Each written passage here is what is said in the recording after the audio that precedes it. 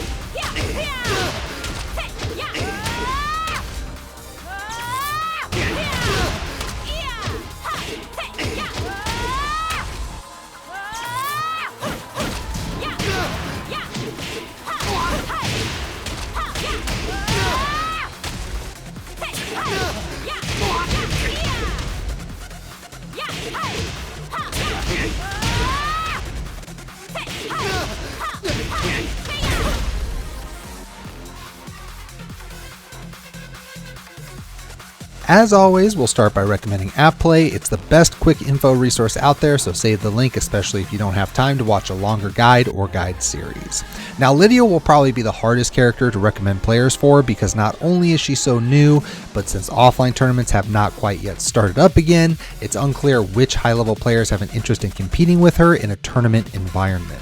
That being said, there are some players that will be good to check out for Lidia. Both Anakin and Fergus used Lidia right after release and ranked her to Tekken God Omega, Omega. Although she had just been released, I think these are videos to watch for two reasons.